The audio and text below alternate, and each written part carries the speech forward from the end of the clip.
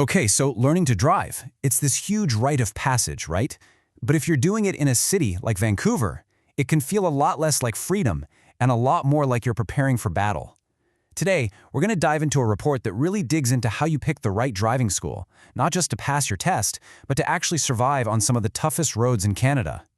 So picture this. You've aced the written test. That learner's permit is officially in your wallet. It's an awesome moment, but it immediately brings up this massive question. Okay, now what? How do you actually get from knowing the road signs to being a genuinely safe, confident driver out there in the wild? And look, for pretty much everyone, getting your driver's license is so much more than just a piece of plastic. It's your ticket to independence. It's a huge life milestone that just unlocks this whole new world of freedom and opportunity. And this is a big but. If you're learning somewhere like South Vancouver, it's a completely different ballgame. It's not just about learning the rules, it's about surviving a gauntlet. The city itself feels like the final boss in a video game. I mean, just think about it for a second. You've got the Ninth Street Bridge, where 6 lanes of pure chaos somehow have to squeeze down into 2. You have the non-stop, bumper-to-bumper mess of Marine Drive. Then you've got Main and Fraser Streets, packed with pedestrians who can pop out at any second. And of course, the cherry on top is that classic Vancouver rain making everything slick and visibility basically a joke. So how on earth do you prepare a new driver for that? Well, this report points to a really fundamental problem in how we teach people to drive. They call it the practice gap, and it explains why just putting in hours behind the wheel simply isn't cutting it.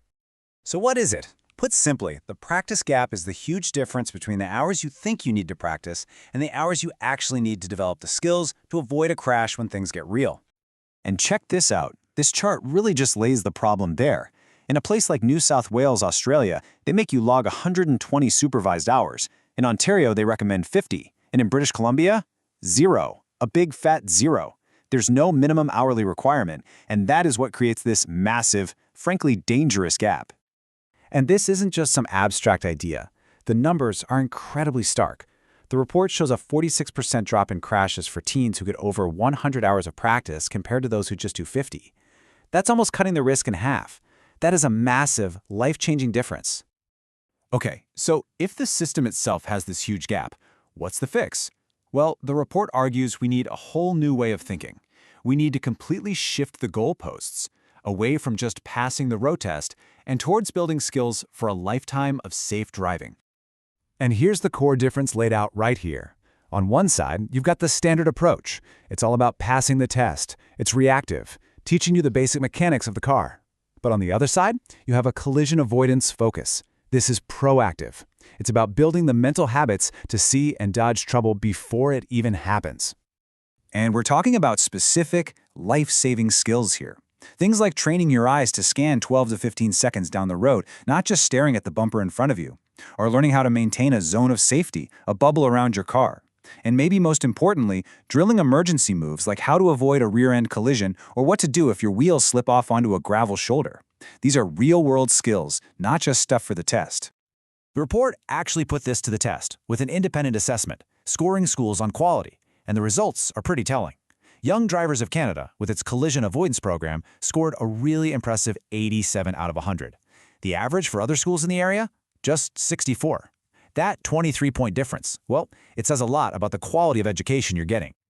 So how do you really bridge that practice gap, especially during all those hours driving with mom or dad? The report highlights a pretty cool solution. A piece of tech that basically acts as your own expert co-pilot. It's an AI-powered app that uses your phone's own sensors to give you real-time feedback. It flags things like hard braking or swerving. Then, after the drive, it gives you a safety score and breaks down your habits.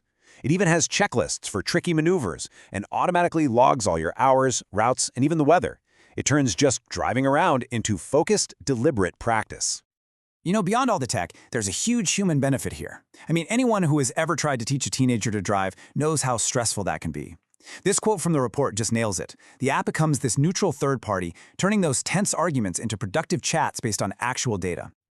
So all of this eventually leads to the one question everyone asks: what's it going to cost me? But the report really pushes us to reframe that.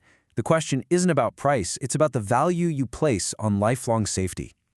And yeah, if you look at this table, the price difference is definitely there. A program like Young Drivers, with the whole collision avoidance curriculum and the AI coach, it's a premium price. Other schools are less expensive, and they focus more on standard defensive driving and things like easy online booking.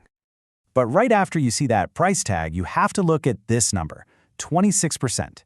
That's how many fewer collisions graduates from that premium program get into.